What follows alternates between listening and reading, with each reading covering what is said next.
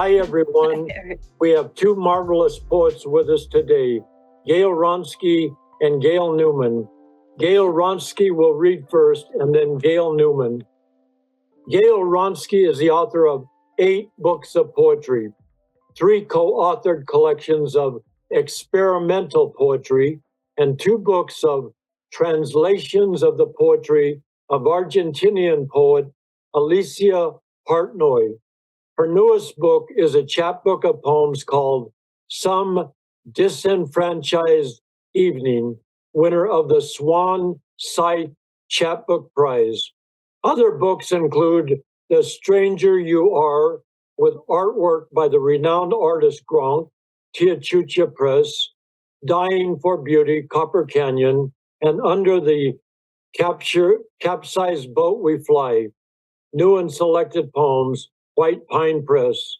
The recipient of an artist fellowship from the California Arts Council, Gail lives in Topanga Canyon. I love Gail's poetry. It's astonishing. Here's a brilliant poet, Gail Wronsky. Wow. Thanks, Harry. Thank you so much for that. I always love coming to this show. It's just fun. I really love it. Thanks so much, Harry, for doing this show and giving all of us poets some more exposure and introducing us to people who might not have ordinarily heard of us. It's great. So I'm going to read from Some Disenfranchised Evening. Where does it go? This way,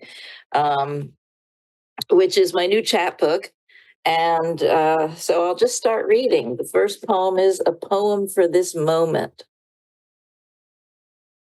Normally, I'm as sensible as celery, but today red coyote ghosts slink through my veins. You must have moments like this and feel even a certain gratitude for what is extraordinary.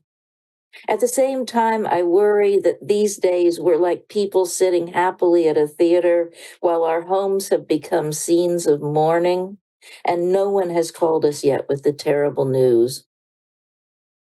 I also worry about flaming sequoias, the unsettling similarity between despair and disrepair, and that one green particle of infinity that's gone missing.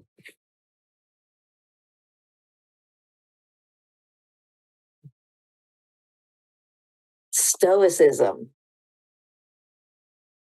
This poem starts with a quote from Seneca, the great Stoic philosopher. The very ground on which we stand is not secure.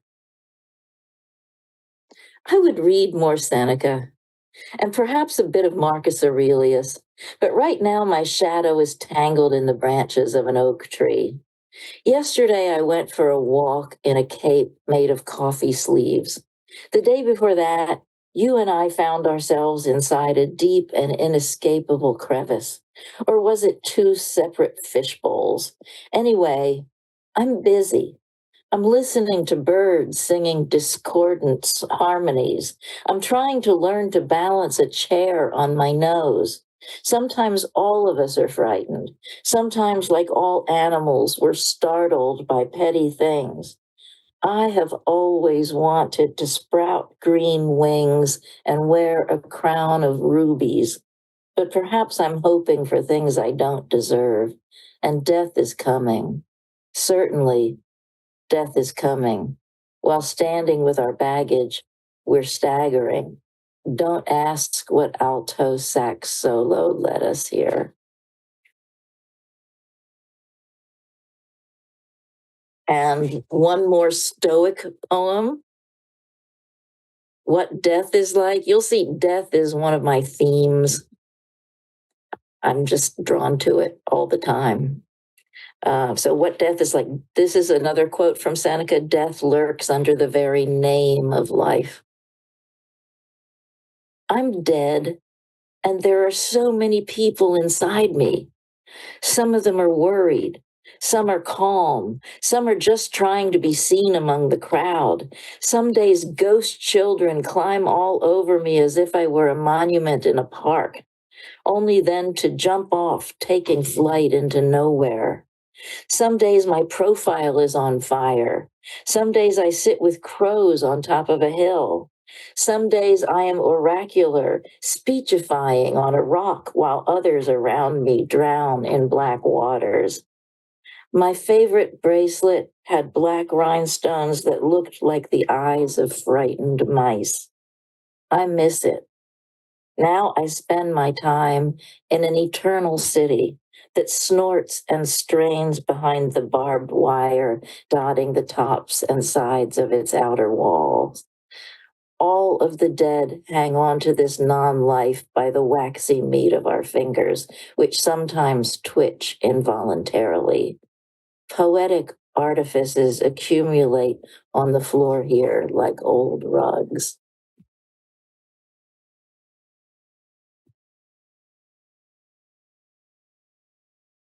The arbitrary as inevitability. And this begins with a quote from the poet Yun Wang. We're living in a dark sea of thunderous doors.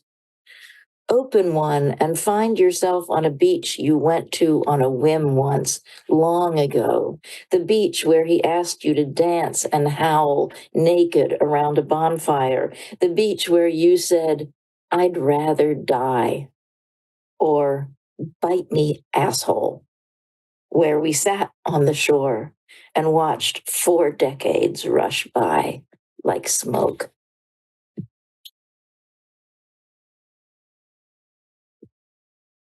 Okay, here's a poem that takes place in an art gallery at an art opening. I'm sure you've all been to those with the cheap wine and the weird hors d'oeuvres and the art. This is called, I see 2 black shadows, 4 red leaves. What do you see? I'm on my 5th cup of imaginary wine and contemplating a stylish hors d'oeuvre. I think I'll resist it. I just conversed with 2 towers of blue stone, then studied hieroglyphs painted in berry juice on a napkin signed Yoko Ono. There were 3 disembodied plumes of smoke that looked like ghost arms threatening to embrace us. One woman's voluminous skirt contained a universe. Her voice was so high it dyed the air red like a siren. I gestured toward a large abstract painting. How much for that? I asked. The artist accepts payments only in the form of ideas, the host said. How many you got? Here's one, I said. Our brains change color several times a minute.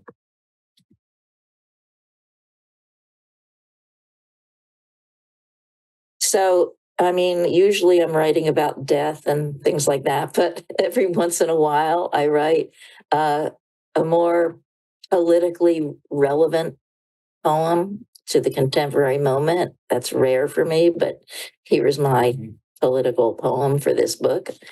It's called The Moon is in Labor, and it was written after the reversal of Roe v. Wade.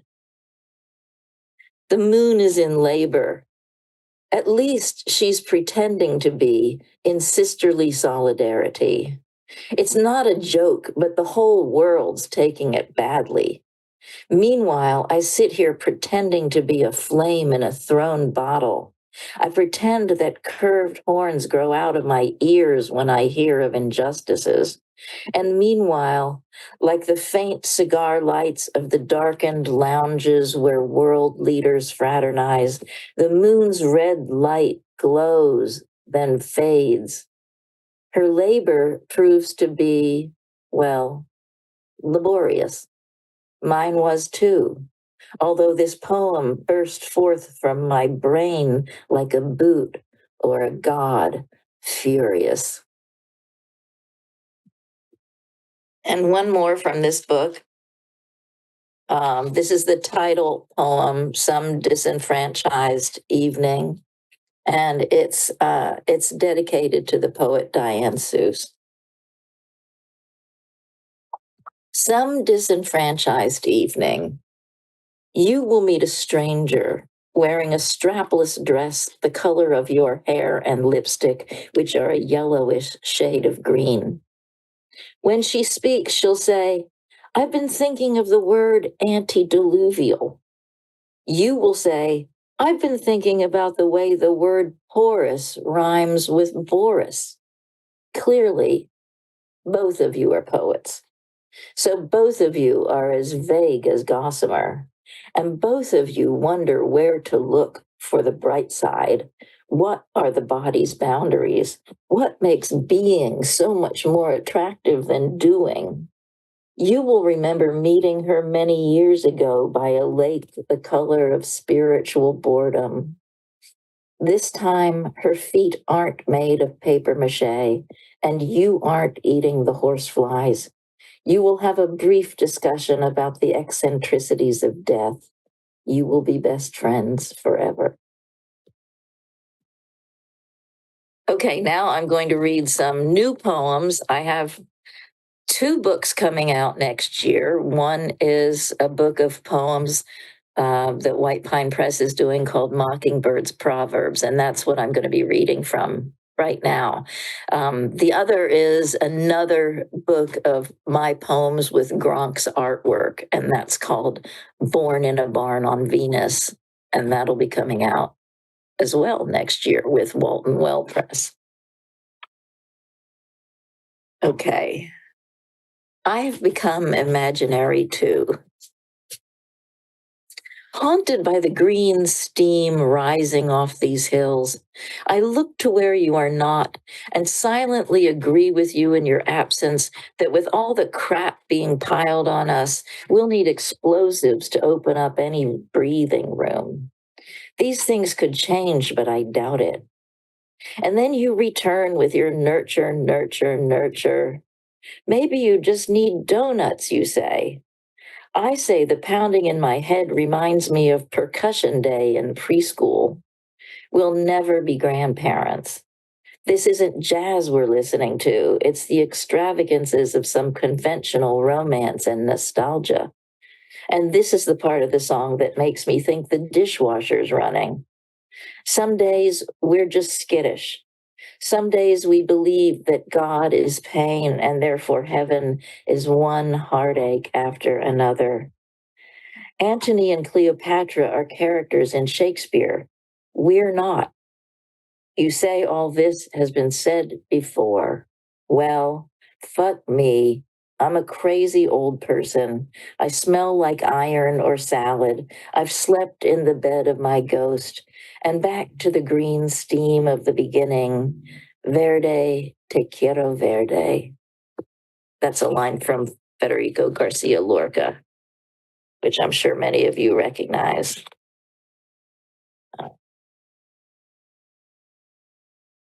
We're 1 inch from hell, and I'm exploring the confessional mode. I want to drink summer's warm green blood. I want to inhale air that is full of hashish and whimsy. I want to lie down with the puppets of my childhood in their dusty crates. I want to believe that evening is a blind alley of aromas into which the world rushes once a day. I want to believe that among the verses of certain poets, swallows fly out in great number. I confess there is someone who accompanies me like a breath, like a flip side, like an accomplice in an eternal dialogue. They accuse me of bluffing, of deliberate mystification. Not even I know who they are. A guardian angel, some inner critic. But let's not talk about that now. I'll panic like an amateur wheeler dealer who's on the losing end of a life and death transaction.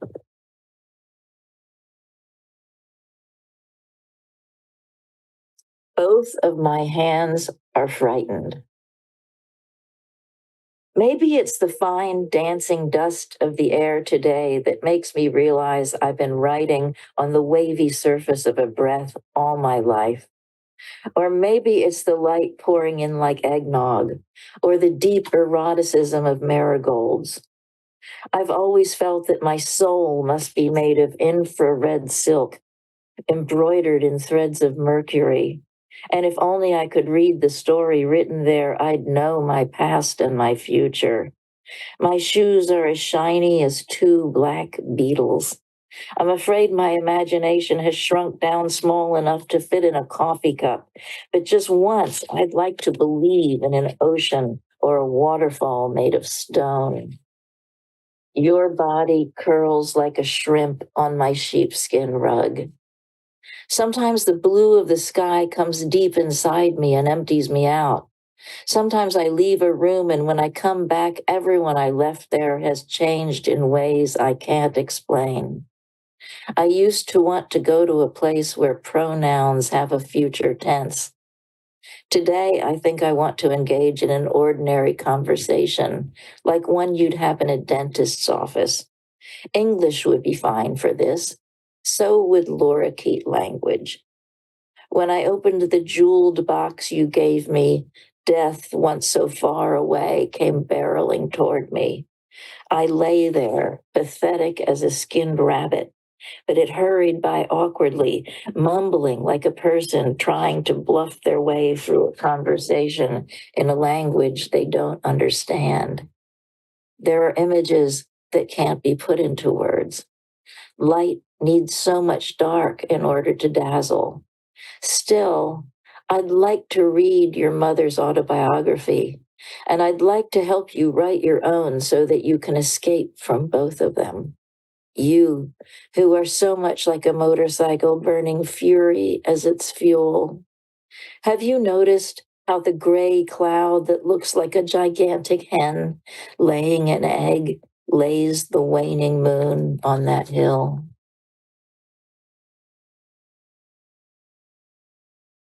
Another thing I don't do a lot of in terms of writing poetry is I'm not very confessional. I don't write about my life that much. I mean, my life is always there, of course, but I don't write specifically about things that happened or what I'm doing or that kind of thing. But this is an unusually confessional poem. It's a poem about my mother, who has schizophrenia, and it's called Let the Complicated Times Roll. We've been lost for so long in mysticism, fighting madness with the slender blade of lucidity, feeling the steel needles of panic, emerging from swamps of outrageous laughter, or marooned on the island of absurdity. Sometimes I think that sanity lounges on a tree branch right above us like a puma, but we are only allowed to see the tip of its tail. Who knows what trees dream of, she asks. I dream of the fear I have of myself and of her. It's something about the blending of tenderness and cruelty around her mouth. Although I love her, it makes my soul shudder.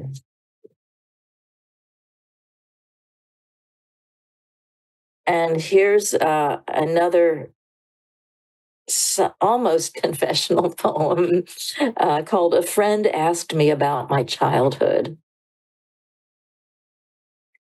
I remember night creaking under the pressure of parents sleeping, the thick lava of their breathing, and all the doors, the garages, the fireplaces in which wind whined. I remember the many doomed patches of suburban lawn we inhabited, and vast skies filled with telephone poles, drying linens, and imaginary people ascending into heaven. At times, a fire broke out in a distant neighborhood. At times, the moon seemed to be made of brass, or it resembled an abalone shell or a fish scale. I remember waving butterfly nets in a night sky full of spirits, catching nothing but believing fully that no one's soul should be allowed to escape. There was a music box shaped like a French cathedral. When you wound it with a key, it rotated, opening wide the wings of many tiny stained glass windows. I remember that cows lying down looked like, to me, like burial mounds, that their eyes were sad, that we ate them. Okay, I'm doing okay for time here. Just a couple more. This is kind of a silly one. They're making a movie of my movie, or you just can't control these things. My movie, Panic of the Arabesques, was a super low budget Super 8 thing I made in college. It took on issues like the tragedy of sunflowers, like what would happen if femaleness were deprived of breaks. It tried hard in its way to express the inexpressible adequacy of this splendid project, life, full of piquancy, unexpected little shivers, and punchlines. It ended with a slightly jerky procession of marionettes. Their movie will take us to a wax museum where we'll hear a terrible howling and witness the hammering of wax fists against the walls of a plywood diorama. It will be called The Poet's Dream. I'll be watching it in a theater from which there will be, of course, no exit. Okay, and I think one more should do it for me. This one is called The Entrails of Some Roadkill, 6 Unfinished Prose Poems. So here are just the beginnings of prose poems I tried to write, and they didn't go anywhere beyond their beginnings, but I still thought they were interesting. So I put them together in a poem. 1. In the oldest form of prehistoric cave art, a hand is an ideogram signifying I. This page is my cave. These words, my handprints. There were countless dogs barking in the darkness. I was listening to a song, What a Little Moonlight Can Do. Oh, sorry, that was 2. 3. It is not the image, and it is not even the absence of the image, said the teacher. Half of my brain is a loaf of bread, and half of my brain is a shadow, said the young poet. 4. It was only a small, closed down factory whose owner had gone bankrupt and then killed himself. It was only the local TV weatherman in a hot air balloon holding a sign that said, I'm lonely, marry me. 5. Why don't you describe the fog here that sticks to our skin like a coat of invisible leeches, she said. And 6. Like blind owls, we moved as one with the darkness. Okay, Harry, is that good? Thank you all so much for listening. That good? That's extraordinary. Your imagination is so great. It's eerie. It's full of electricity, and it just charges me. These sparks just, whack me every which way. And you take us out of this world, but you keep it on the ground that's always slipping. And your themes, death, you mentioned death, humanity, and they're wild, the wildness, and there's love, and you have like I don't know what it is. It's just an innerness in your poetry that just really sparks, and your poetry is transfixing. It just you're beyond compartmentalization, and I'm just being redundant, but could you just take one of your poems and just tell us a little bit how you work through a poem, and also where do you locate yourself? Let's just say you're sitting there. I know you said you're not confessional, but you're in the imagination like Wallace Stevens is, but in a more ultra modern way, with all the different aspects of your poetry. Just let us in a little bit. Your poetry is just, it's astounding, but I'm being redundant, but Gail, please. Oh, okay. Well, thanks so much for that, Harry. Boy, I just could listen to you talk about me forever. I could listen to you read your poetry forever. Well, let me take this one poem that is a fairly long poem, but I'm just going to talk about it briefly. Is the one "Both of My Hands Are Frightened."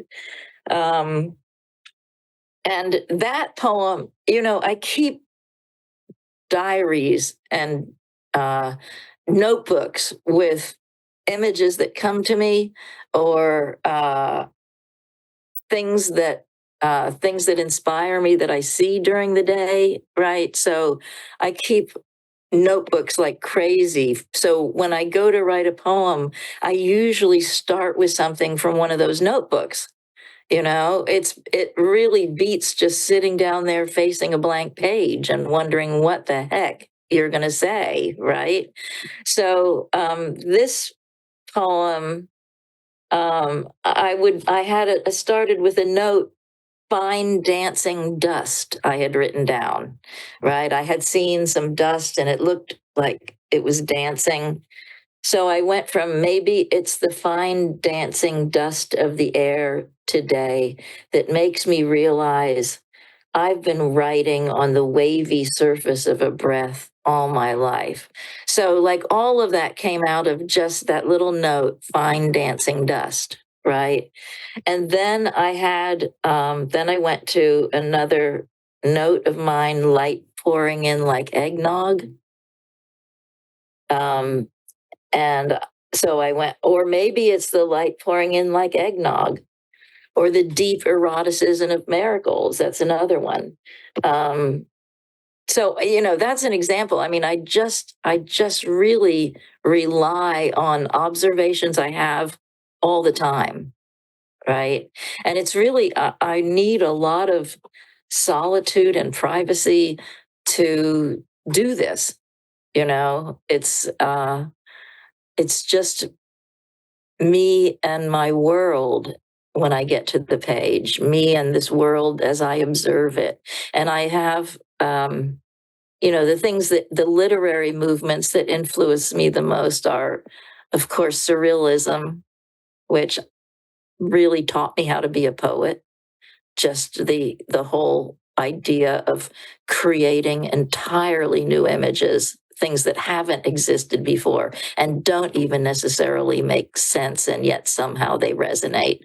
Like the surrealist image of fire coming out of a tuba, like the artwork, and wow, that image just enchants me, and I don't know what it means, but it's kind of thrilling to me, right? That image. And that's from a surrealist painting.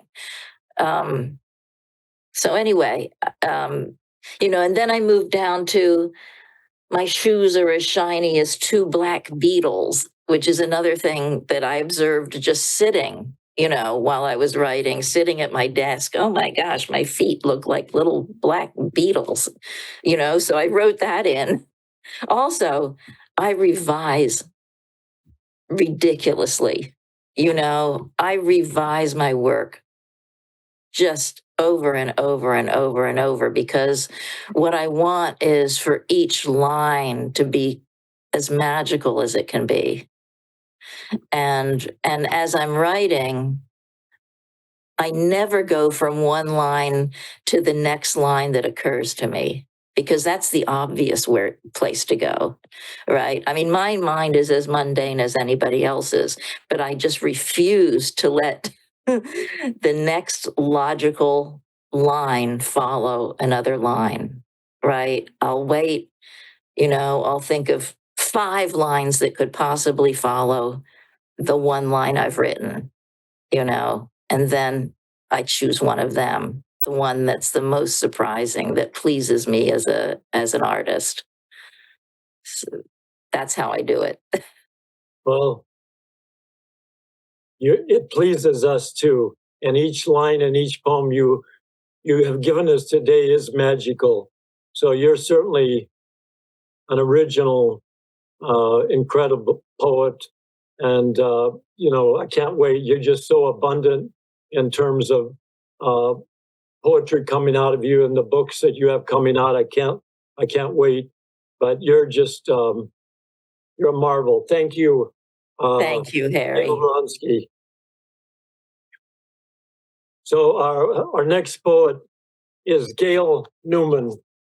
Gail Newman, a child of Holocaust survivors, born after World War II in a displaced persons camp in Landsberg, Germany, was raised in a community of Jewish immigrants in Los Angeles. Her poems have appeared in journals and anthologies, including Nimrod International, Prairie Schooner, the Bellingham Review, Ghosts of the Holocaust, and Prism, a journal of Holocaust educators. A collection of poetry, One World, was published by Moontide Press. Blood Memory, chosen by Marge Percy for the Marsh Hawk Press Poetry Prize, won the Northern California Authors and Publishers Gold Award for Poetry and the Best Book Awards winner in the religious category. Gail's poetry is meaningful, it has clarity and compassion. Here's a superlative poet, Gail Newman. Thank you, Harry.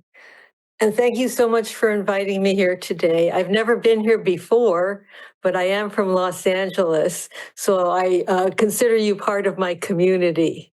And I also really loved hearing the other Gail. I'm not familiar with Gail's work, but I'm just stunned by her reading. And I'm so glad to be reading with you, Gail. And we have another thing in common. Not only are we both Gails, but we spell our name the same way. So we have a lot in common. I'm going to be reading from my book, Blood Memory. And this is the book I wrote about my parents who, as Harry mentioned, were Holocaust survivors. The first poem I'd like to read, I don't know if you recently saw a movie about a Holocaust survivor who goes back to Poland with her father. And it came out just recently, and I watched it. There's a scene in the movie where they go back to the father's home, and there's a Polish family living there. And in the home, they see a teapot that belonged to the family. And that scene was so moving to me because it was, my mother had a similar experience and she told me about it. And many of the poems in this book are based on stories, things that my mother told me. It's called Homecoming. My mother came to a dead end called Poland. The shop's gone, the house no longer home. She knocked at the door. A man answered. She could see over his shoulder into the living room, her mother's lamp, her father's chair. She could hear music swinging from the radio, post-war American bands. She asked to come in, just for a minute, to take a breath of air that might still carry her father's cigarette smoke, the scent of her mother's soup, the pencils she sharpened at the desk. No, no, and again, no. The words she would carry with her wherever she went, away from Lodz, Krakow, Białystok, away from the street that was not her street, the city that was not her city, a coat that was no longer her mother's coat, someone else's arms in the sleeves, a stranger who came to the door wearing her father's shoes. And that is from the first section in the book, which covers the time just before and during the war. The second section takes place in America, and it takes place just right after the war. I'm reading this first poem because my friend Cecilia Wallach, who introduced me to Harry, admires this poem, and it's one of her favorites of mine. I came into the world. My father was there, my mother. I came into a room where the table was laid as if for a banquet, figs on white plates, cold water. Like a stranger, I stood aside, hesitant. Music rose up and pushed against the ceiling, shimmered there like a silver chandelier. People were singing, the floor shook with dance. I came into a house where I was a stranger and was made welcome. My mother gave me her body, my father his voice. I stood between them, faltering. The walls of the house rose up around us. The roof shuddered with the sound of wind and rain. Birds settled in the rafters. At night, we could hear them marking territory, saying, "This is mine. This is real." Now, also in this, that was the first poem that's an introduction to the chapter. Each chapter has a little introduction. And this next poem is the actual first poem in the section, and it's about my parents' first date. There's some Yiddish words in here, and I'll just tell you what they mean ahead of time. Kelevs and ganivs is dogs and thieves. A shohart is a ritual slaughterer who was preparing meat for my parents' wedding. And a shtick broid occurs in the last line. It means a little piece of bread. This is called a short engagement. Landsberg, Displaced Persons Camp, 1945. They were walking at night along the river because my father said it was romantic and everything after the war was beautiful. This was not home, but it was somewhere. And because it was after curfew, the bridge dark over the water, shades pulled across the windows, they were arrested. Can you believe it? After Auschwitz, Kelevs, Ganifs. 3 months later, my parents were married. We had a cow, but we had to wait until we found a shoshert. We were young people. It was a pleasure living like a family. Food out of this world, my mother said. A potato, a shtick broit. And I think it may have been evident that there were some quotes with my mother directly speaking in that poem and telling me her story. And when I gave my mother this book, I said, these are true stories. She said, these are true stories. They're not poems, they're true. This next poem is from the third section, which moves closer into the future and more recent times. This is Valentine's Day. Now that my father is gone, I send my mother flowers. She sleeps under a blue blanket, alone on her side of the bed, fluffing both pillows just so. She balances as she walks, one hand skimming the wall. Sometimes she doesn't know where her friends are, who is still living. Einstein was right about time moving in two directions at once. How everything that happens seems to have happened before. How, when I stand before the mirror, combing my hair, I see my mother's eyes, and happiness wells up like a wave without warning. My mother looks forward to a lunch of bread and cheese, a glass of apple juice. She speaks of the weather, today being only itself. Her time is reeling in, a line cast from shore. But how she loves the sea, the horizon, the flaming sun. My mother, who knows the brutal world, who survived while others did not, says, me, I had it easy. And the last poem I'm reading from this book, I wasn't planning on reading this, but after I heard Gail read, I felt that prompted me because of her reference to celery. But it's also a poem about the dead, which I also write many poems about the dead. It's called Living with the Dead. The dead follow me around, elbows on my shoulders, fingers in my hair, grasping my ears.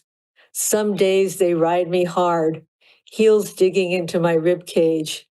Dead, I plead, get off my back. Soon I grow stupid as celery, numb as bread. I can't feed them. I can't wash their faces or suture their wounds with needles of pity. Now they are wearing my clothes, settling blouses over their heads, slipping pale feet into my shoes, adjusting collars, dressed to drape the mirrors with sheets and stand in line to shovel dirt into my grave. That is about it from that book. And now I'll get to some new poems. We've been seeing so much, there's lots of folks going into space these days. And I have to say, in more ways than one. So this is a poem about space. Space. When the astronaut came back to Earth, he didn't think about God or the galaxy or infinity or death. He knew who he was. His mission, not space, but to stand in the kitchen slicing onions, rubbing tears from his eyes with the back of his fist. He was speechless, pummeled back into the world. His wife's underwear flung on the chair, the baby banging a spoon on the table. And this is a whole kind of hodgepodge of poems on different topics. So the other book was in some ways easy to write because I had a subject and I was sticking to that. And now I'm thinking of putting another manuscript together, but I'm thinking, how are all these poems related? This is called Does the Spider Have a Heart? And it starts and ends with the heart. Does the spider have a heart? And if so, how many chambers? When wounded, does she bleed? Is the heart connected to the brain? And which organ instructs the other on how to live? How numerous are her children? Do they come into the world wet? Does the spider have a tongue? Can she utter a sound, a warning or command? How do her children understand or speak? Do they grip her body with gummy legs? Does the spider have knees, joints in her legs? Can she bend at the waist when she swallows the male? Does he taste of her flesh? When she creeps across the ridge of the flower, will she sense a fall? Why does she enter a house with its many rooms, expanses of wall, scent of meat? How does she know danger? When she skitters across the pulse of my wrist, does she smell blood? This next poem is called Spring's Desire. I'm fortunate in life to have the love of a good man and my garden. First thing, early morning, I go out in my terry cloth robe just for a minute to take a look, watching for whatever companion has come up in the night to welcome me. What's new? I ask the drama queens. Poppies with impossible feathered petals looming open in the sunlight. Girls, I say, as they lean chest high into me. The garden is cunning with lures of color, scent, and crusted shadow. I blow onto the flowers the warm mist of my breath, as if I am just some light breeze or brush of wing, a presence alive in the sprawling world.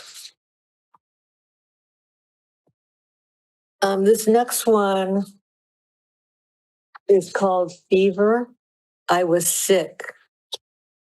Was it COVID or just the flu? Who knows? Fever. From my bed, a window full of sky, the air washed with light. A flight of stairs down to bath, bread, a banister to ease the way. My husband brings me tea, a cold cloth for my forehead. Time unravels the pale hours.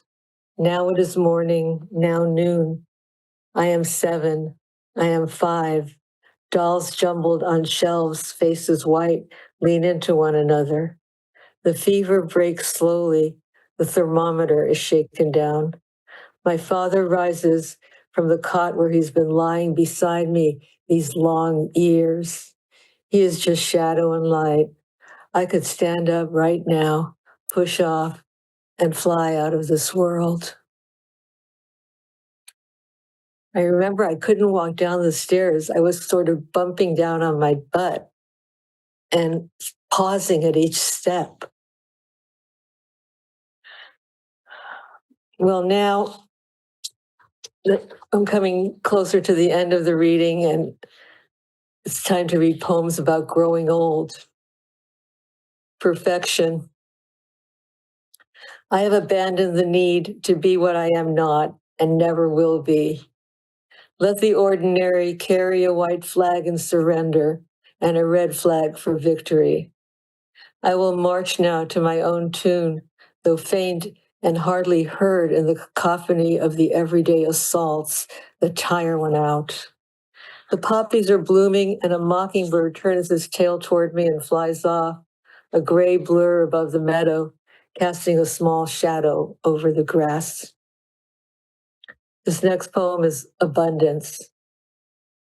Early morning in the garden, I take inventory. What is dead and what alive? What is broken by wind or hoof? What bitten by earwig, slug? Here's a greening leaf, and beside it, the yellow affliction of too much sun. What some may call excess, I call abundance. Well, again, the subject of death. My mother passed away just about a year and a half ago. This is called Meditation on Collapse. The last thing to collapse is the surface. Albert Einstein. The world seems so permanent, we can't imagine elsewhere. Objects so reliable in their places. The stove, the wall, the door at the top of the staircase, the stairs, the child, the husband in their beds, the stars. My mother, approaching 102, closes her eyes. We think she is sleeping. We think she is dull, diminished, dumb, demented. My husband, she begins. Yes, yes, my father, I urge her on, holding her hand. Or is she holding mine? Who makes the first gesture towards forgiveness or blame? She pulls a card from her deck of days. My husband, I see him there by the door, then pauses and takes stock, but it's only a dream.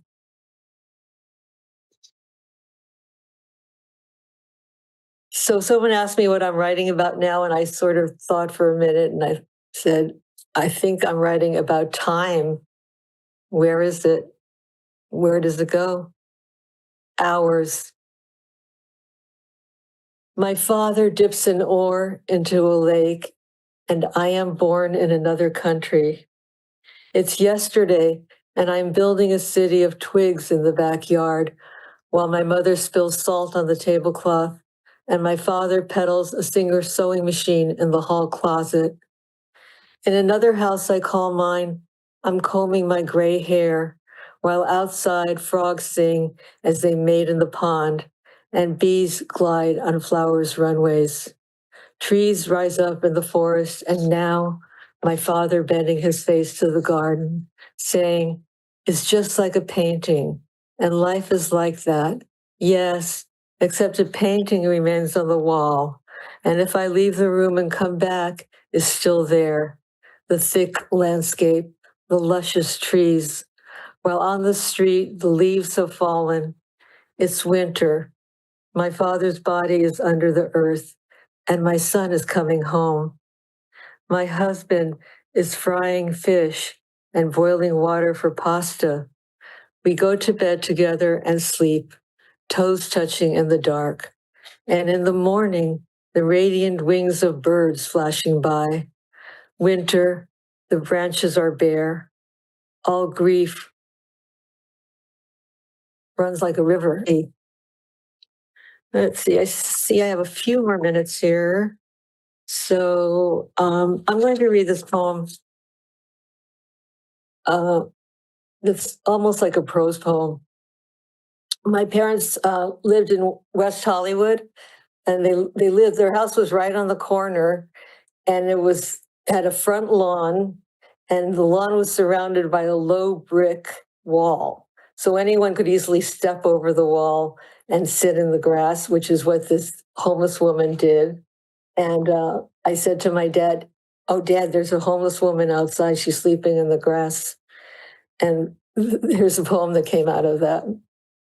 Last in line, a woman sleeping in the burned grass patch of lawn in front of my parents' house, beside the bird of paradise's beaked flames, a flicker of dream sleep under shut-lid eyes.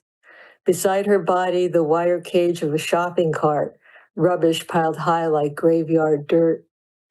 The earth we lifted, each of us, then passed the shovel to the next in line to fill my father's grave, in front of which, because she was old and could not easily stand, my mother sat, shading her eyes with dark glasses.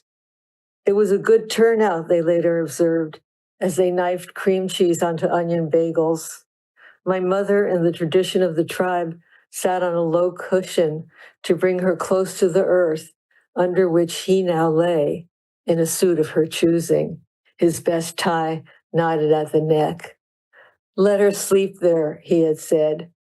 She's not hurting anyone. And I think I have time for one more poem. This is called Light Lifted, Darkness Fell. Last night, as I was sleeping, I dreamt that the dead slipped on new shoes and freshly laundered shirts buttoned to the throat and took me by the hand, as my mother did when I was a child before crossing the street. The moon rose and the stars, the world shining with a light that came from the eyes of the living who looked at us with wonder. The illuminations of many windows dimmed and the city darkened, as when, with a pinch of two fingers, a flame is extinguished without pain. We saw then each other's faces in the dark and were consoled. Thank you. Thank you. Thank you, Gail. Your poetry, the themes, life and death, family, Ella Jake, it's joyful. I mean, that last poem you read really spelled it out for us, illumination.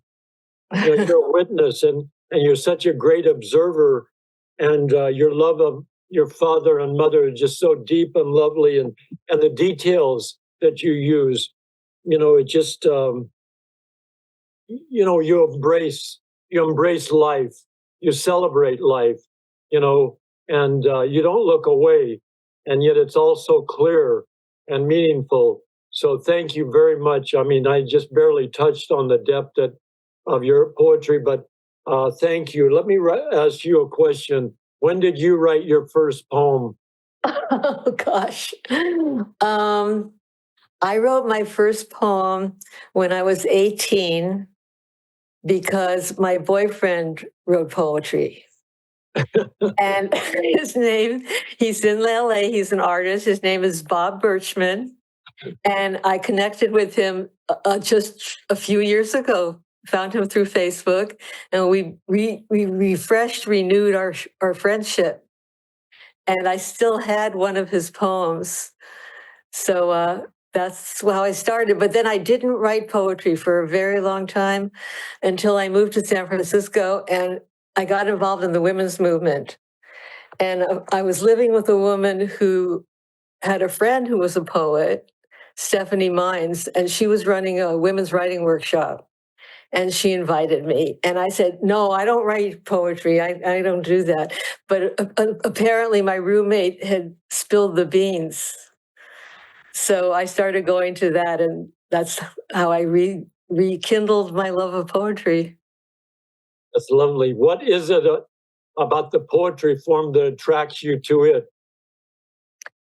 I think when I hear a poem, I just am transported into another world. And it's just, it's a way of talking, a way of using words that you can't do any other way. I always felt, even as a child, that there's another world, maybe above or below the world that we live in. And I think that's poetry is the only way I can express that world. You've taken us to that place. Gail Wronsky, would you like to come on? We have like 4 minutes left. So, Gail Newman, since you just finished reading, why don't you say a few words about Gail Wronsky's poetry, and then Gail Wronsky will say a few words about your poem. Gail Newman, please.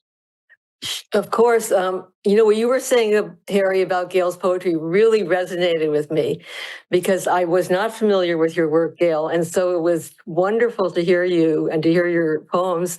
And what you said about being influenced by surrealism, I could hear that in your work. And also when you referred to Diane Seuss, I could see why you would love her work as well. But what I loved about it, I think Harry talked about this too, is your range of imagination, your kind of just incredible ideas and images. And so I really appreciated it when you spoke about how you, what your process is, because when you said you write one line and then you don't immediately go to the next line, I think that's a really good way to think about writing. If I was wanted to experiment with your form, or if anybody wanted to try that kind of writing, or even to just open up your imagination. Right.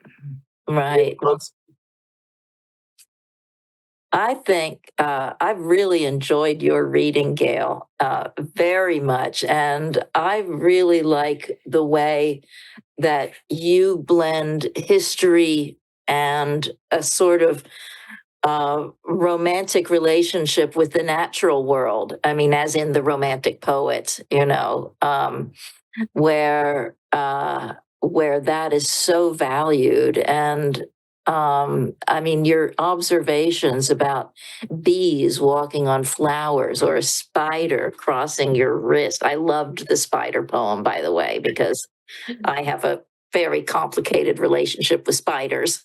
I hate them, but I don't want to hate them, But anyway, and I loved a line about the radiant wings of a bird. And, just moments like those, I think, are so captivating. And of course, the poems about your parents are very moving and told with such honesty and such love. I really enjoyed hearing them. Well, those are 3 words, we could talk about this reading: honesty, radiance, love. And it just really speaks for itself. You 2 women are, great poets, different styles, obviously, but at the heart of it all, is love of poetry and work in poetry and being a witness to whatever it is, whether it's the imagination or the reality. But thank you both, Gail Newman and Gail Wronsky. I'm going to announce the poetry show we have next week. Next week, we have 2 wonderful poets with us, Kathleen Tyler, who lives in North Carolina, and Ramon Garcia, who lives in Eagle Rock, and they're both wonderful poets. So this has just been just an incredible reading. And so thank you once again, Gail Newman and Gail Wronsky.